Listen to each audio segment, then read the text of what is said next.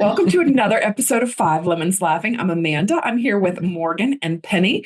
Drusilla and Melissa are off living their lives, so we send them lots of love. Today, we're going to revisit our intentions for the year. So, trying to remember the intentions that were set in January, kind of checking in on that. We're going to laugh about it a little bit, making sure that we're staying on track. We're going to make sure that we give ourselves some grace and compassion to see where we are versus where we want to be versus our intention in the beginning. And so, Penny, why don't you start us off? OMG. Okay, sure. Wow. So surrender was my word. And I really like, several years ago, I'm in 12-step recovery and there's this Tuesday night meeting and they always, right at the end of the year during one of their last meetings, they have these little, I guess it was on a candy cane and there was a word and they just handed you a candy cane and you took it and that would be like your word for the year. And the word I got that year was surrender. And wow. I thought, wow, that's really good because, life is surrendering one moment to whatever is there, right?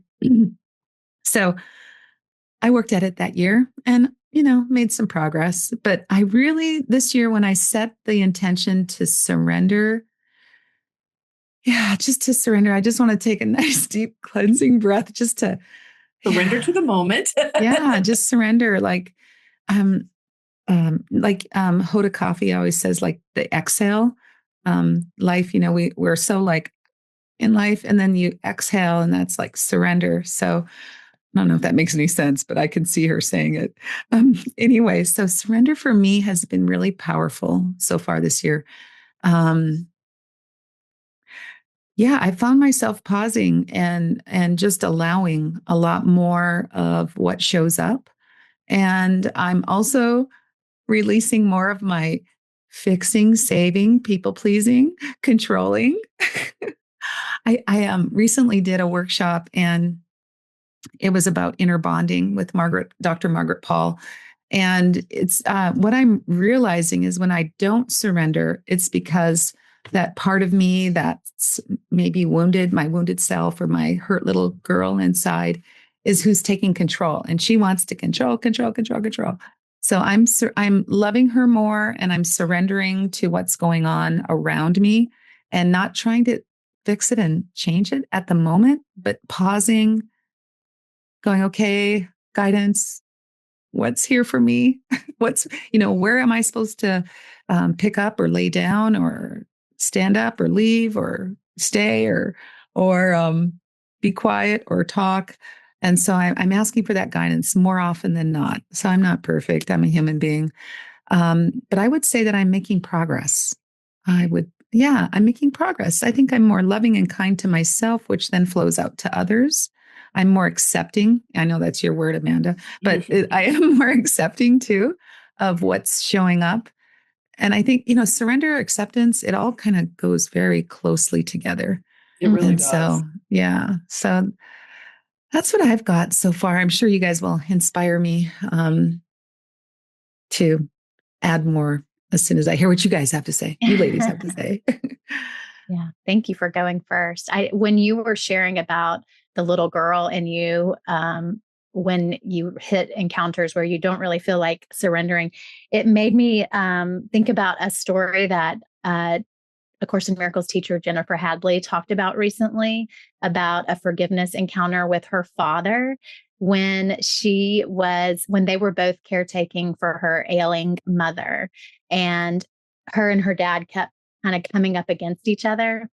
And she went out into nature and just kind of had a deep moment of surrender, a kind of fall apart, come to Jesus moment. And in her extreme moment of surrender, a memory came flooding back into her mind of being a little girl and being offended by something her father did or said and yelling at him, "I am never going to forgive you for this." And this flood of recognition that the little girl in her has been holding tight to that vow without her even realizing that that was happening under the surface, and kind of causing all of these headbutting encounters that she was present day having with her father. And after that, she said it just all melted away, just like in that moment of surrender, that recognition of what was causing all of it. She said the next day her dad came into the kitchen and said, I don't know what's been going on between us, but it's done. It's over. And Jennifer said they have not fought since then. And that was over 10 years ago. They've had like maybe 2 little tiffs since that whole time. So I just love that story. And when you shared it, made me think of that. That's an amazing reminder for me, because as I was doing this work with Dr. Paul, I realized that I broke my leg when I was 5. And it was very traumatic. It was 30 days in the hospital in traction as a 5-year-old. It was horrible. Fell trying to walk on crutches. I made the declaration at that time that I was never going to stop walking. Like I was going to walk, walk, walk, walk, walk. And so I recognized that I've been running all my life, like running from here to there, running, I don't know, just running. Basically, what I've uncovered is running away from myself because, all the false beliefs that I've created. So I have decided to stop running as well. And so, and I've noticed like last night, I had both my work computer and my personal computer, and I hadn't really looked at emails all day. And I went to bed. Good for you. That's a big for you, isn't it? It is. It's really huge. Yeah. So I am surrendering to just taking care of Penny right now. And so I love that you said that story, Morgan, because that reminded me that was one of the ahas I had in this workshop that I did. Amazing. Are you still, does it still feel relatable? Does surrender still feel like you want to keep moving forward with this? Yeah. Well, yeah. And like I said, surrender and acceptance are all very close. Mm-hmm. And so I'm surrendering and accepting what's showing up in front of me. So, and I think allowing is another word that needs to come in for me too. Mm-hmm. Just allowing life to unfold. Mm-hmm. I don't need to control it. And because it's all pre-planned, I don't need to do anything really. Right? Isn't that one of our lessons? I need do nothing to prove myself. Yeah. Yeah. So how about you two? What's going on with you two and your word for the year?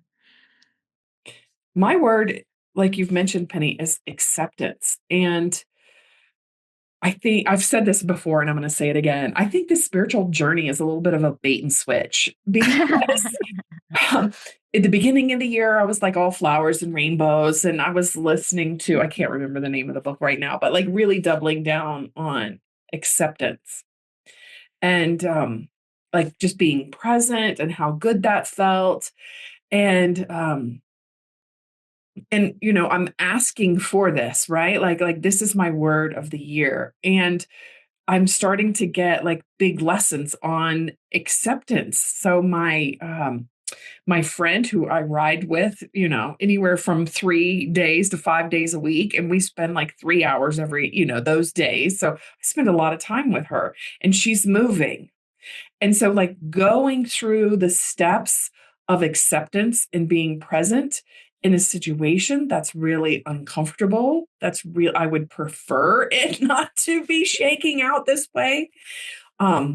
It's challenging to accept that my friend is doing the best for her. That's not the hard part, right? Like I really like this person and she's doing the best for her. So I'm genuinely happy that she is living her life as she needs to. And then accepting that my life is going to radically change because my horse lives there. So my horse is going to move home. So there's all kinds of things that I'm having to accept. And then the hardest part of accepting right now is not futurizing. It's not, oh my God. So my life is changing. So now let me fix the future. Like Penny, when you said fixing and controlling, I like laughed internally because, a fixer. I love fixing and controlling. I love being in control. And then, so like actually getting to practice, letting go of the future and trusting my intuition. And I'm I talk about it all the time on the podcast. I mean, I live my life like everything works out for my good. Everything. This somehow is working out for my good. Life is working out for my good. But my pattern has always been to control the future, like to put my hands around it. And that's what's proving the most challenging for me. Like, so not like actively searching. So my horse is going to move home, not actively searching for another horse because I don't want my horse to be lonely. Herd animals need a herd. Um, Not actively. I sent an email to a mentor. I need an equestrian mentor because I want to ride with grace and clarity and make sure my horsemanship is improving. So now, like, my mentor is leaving, so now I need to find a new mentor, like kind of like spiritual mentors, right? You guys. So I need is a strong word, but like that, those are my next steps. Like, what am I going to do? It's not just about, building fences and corral, building a fence and an arena and a hay barn. Those are all practical steps that we're doing to make the system work. But there's all kinds of other things going on beneath it. And that's the most challenging for me, is just to stay present and watch it unfold, because the people that have mastered walking the path without knowing the future, I mean, I got props for y'all. Yeah. The song that comes to mind is Changes. Right? Yeah, wow. That's a lot, Amanda. It is a lot. Yeah. And it felt so easy in January, because I had listened. I'm going to have to find that guy's name because I love that book. Is it The Parallels of the Universe? No. Not that one? No. DePauli, I don't remember. And then we were listening to the book Having as well, which it's about prosperity, but it's really, can you describe what having is, Morgan? I'm going to look up the name because Morgan's listening to that book too. Yeah. It's just about appreciating and really using what you have without guilt, without labels, and being grateful when you spend money that you have the money right now, instead of like, it's like, instead of saving the fine china for special occasions type thing. Yeah. And like the example in the book, the first example in the book is the woman who is meeting with this guru. She is asked to consider how she feels about her phone. And when she first purchased her phone, and she said, I felt guilty, like I was spending too much on a phone and on the phone. And she was asked how she feels every time she uses it. And she says, every time she uses it and every time she makes a monthly payment on it, she feels like she's paying too much for it. And she shouldn't have bought such a nice phone. And so the guru asked her to reconsider, like, can she shift that and be grateful that she had the money to buy the phone and just appreciate what it does for her when she does use it. It's just a subtle shift. And it's I think the fine china analogy is the simplest one. Yeah. So I was listening to, at the beginning of the year when I kind of chose my words, I was listening to the Having book, and all right, I can't look up two books at the same time. So I was listening to the Having book, and it really is about being present. It's about looking in the life and having it, right? To me, that's acceptance. Like, I accept this ground that I'm walking on. I accept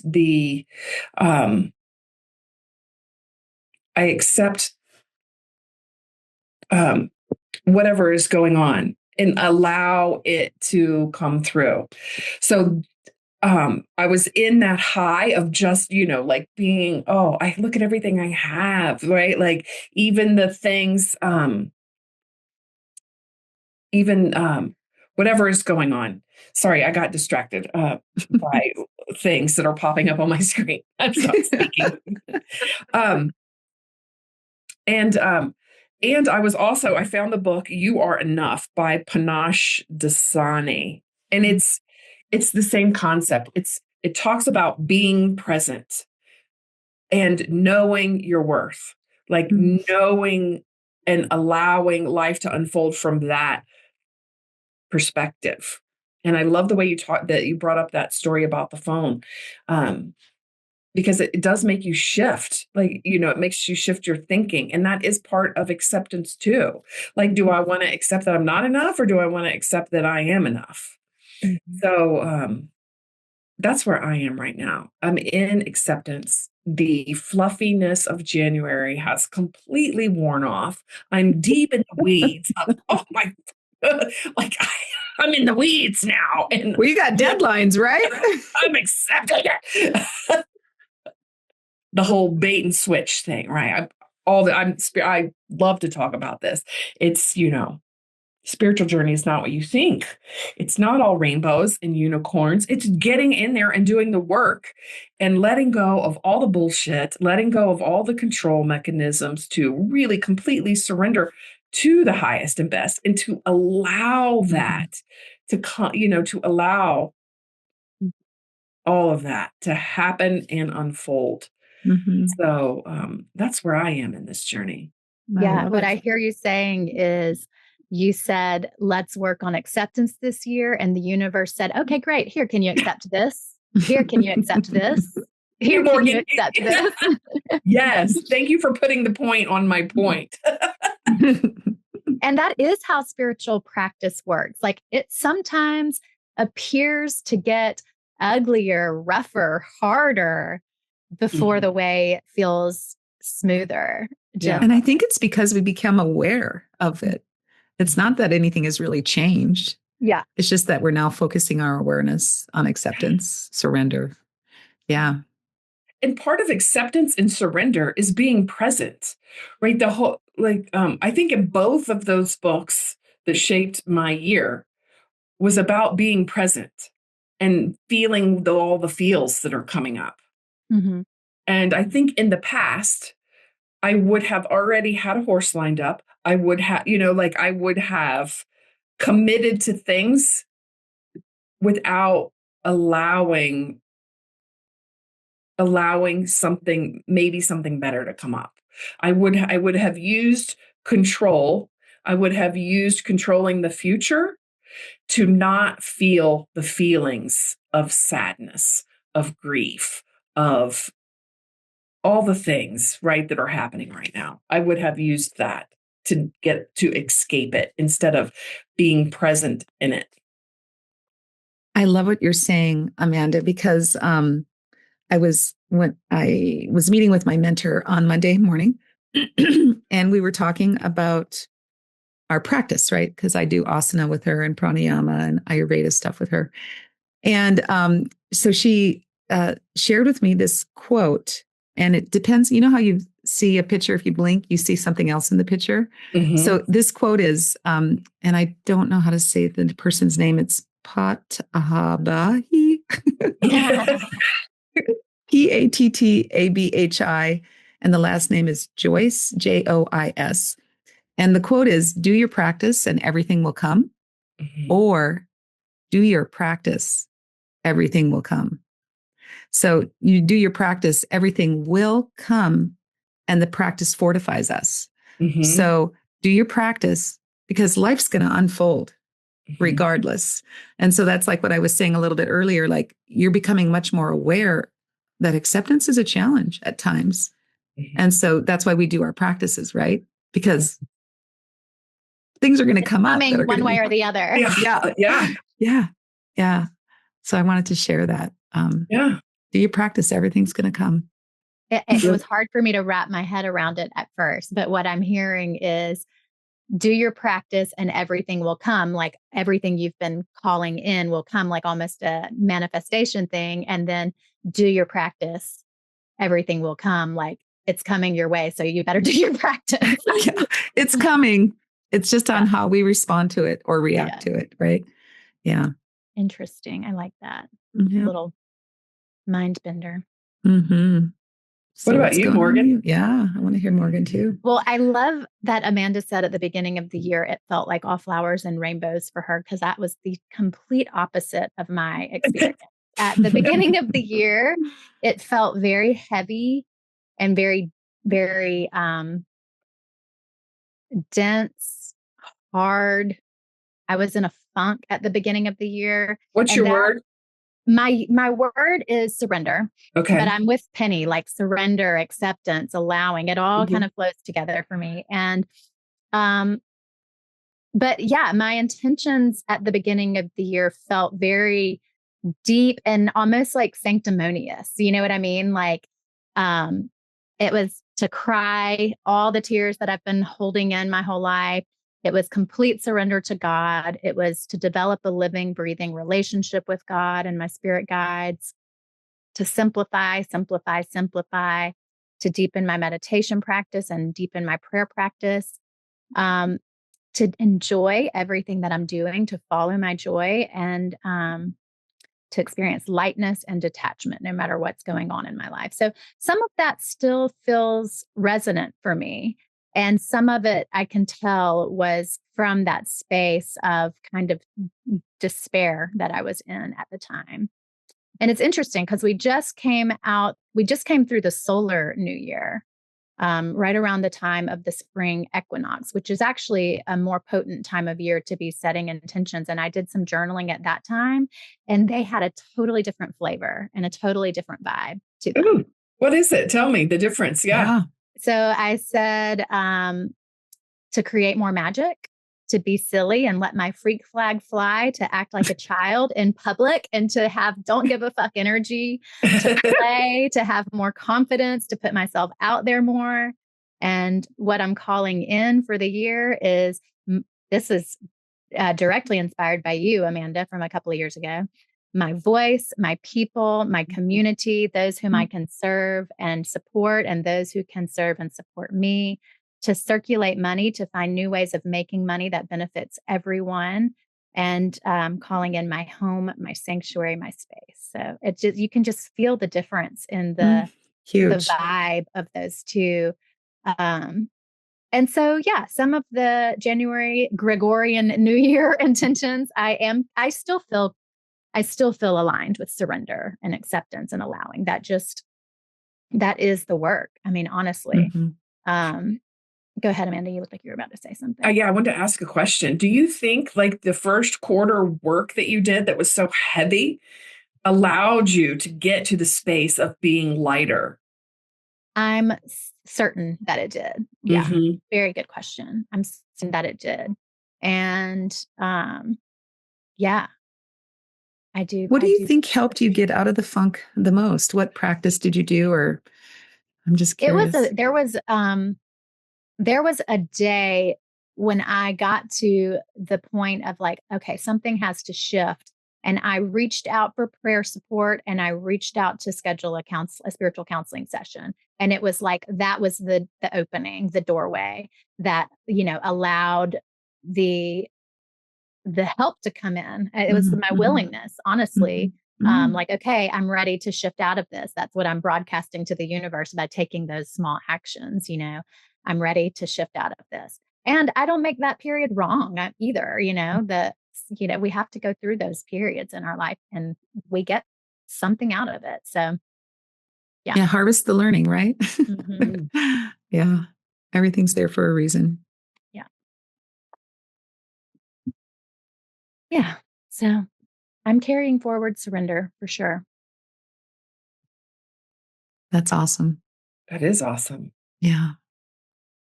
And it's interesting. All three of us have talked about, you didn't say the word mentor, but we have all talked about support and how important it is.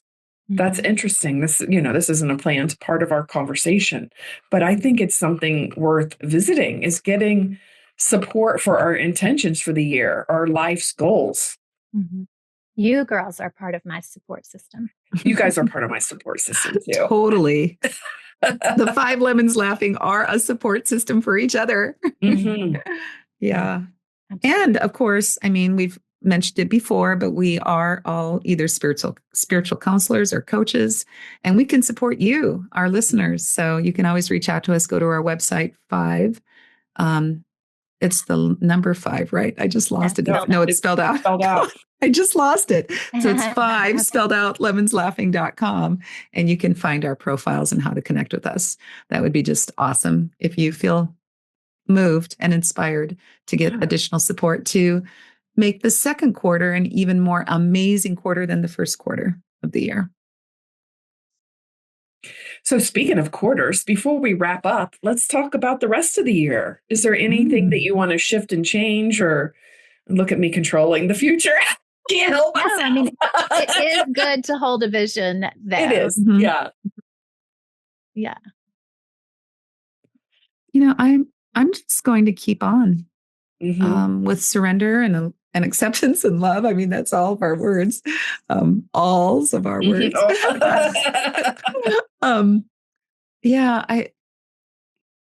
I can't think of anything. I mean, of course, I want to stay more grounded in the work that I'm doing and remember to practice it, because it takes practice.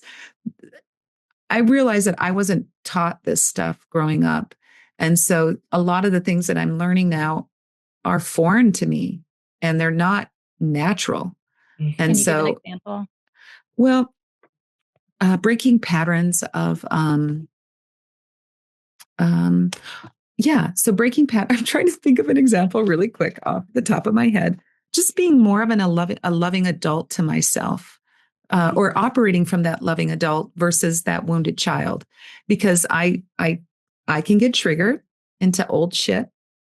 And when I do, and I operate from there, things don't go so well. And so I want to keep interrupting, taking care of that little wounded little girl inside, keep loving her and telling her that I'm here for her, because I haven't always been. Mm-hmm. And so, so I think and it takes practice, because I'm so used to, for 65 years, well, maybe not quite 65, maybe 60 years, which is a long time, doing it the other way, more consistently than not. And so, so it's going to take practice. And so I've got you all, I've got other communities I'm part of that is helping me to remember that I can do this. I can do it. You are doing it, Penny. Yeah, I am. That's true. I am doing it little by little. I like in Morgan's share, for her re-intention. Like, she's calling forth some things. She's calling forth a home space. I forgot what else, but that really, like, it just struck me. So it's not controlling. It's just calling, you're not controlling what the home space looks like, or I didn't hear the words. You're trying to control what it looks like. So moving forward, I'm definitely sticking with acceptance. And I'm acknowledging that acceptance means allowing my feelings and not trying to bury them. That's a hard one for me, because I've always just shifted into high gear, into something else.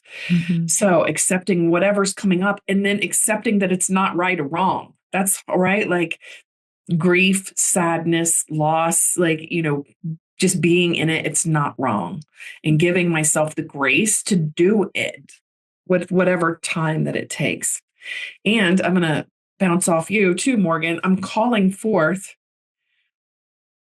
whatever is next and letting go what it looks like. So what I know is that I will attract the perfect mentor, right? She might not be in my life, or he might not be in my life like my last mentor was every day, but having someone that I can go to that is an example of the horsemanship that I want.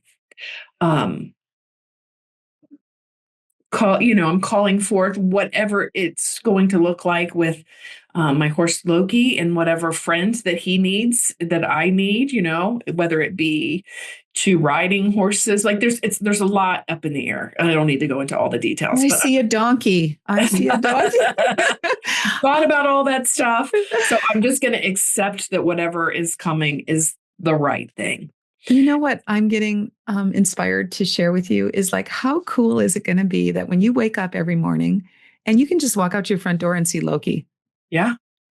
You no longer have to get in your car and drive 2 or 3 miles down the road to see him. You get to go just give him a pet right when you're going on your morning walk. Yeah. And maybe even take him with you. Yeah. Thank you. Yeah. How cool is that? I'm out walking my horse. This is definitely too far away for you, but just I was thinking about in Florida, where I lived for 17 years, there's a place called Aliqua Animal Refuge, and they rescue all kinds of animals, and horses are among them. And they have like a whole page of adoptable horses. Ooh. Obviously, that's too far away for you, but maybe there's a fun. Is it? There's horse place. trailers everywhere. Right. But there's all kinds of animal rescues. On my road, there's two, right? That's so cool. Yeah. That's so cool. Oh, that is cool. That's right. Yeah. So I'm giving up control. I'm just knowing that it's just going to fall into place. Yeah. And then I'm and with all of this clearing out, it's like listening to intuition, right? Like actually listening to it, so if my and taking the action. And taking the action. Yeah.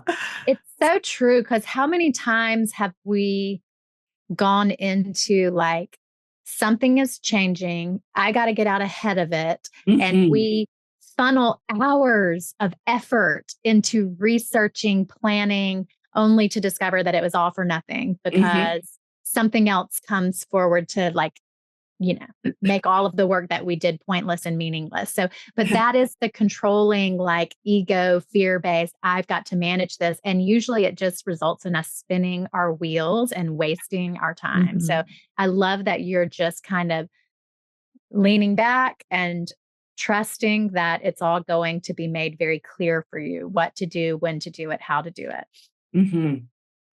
Thank you. I will accept that. What about you, Morgan? You mentioned it, you've already done it a little bit, but I'd love to hear it again.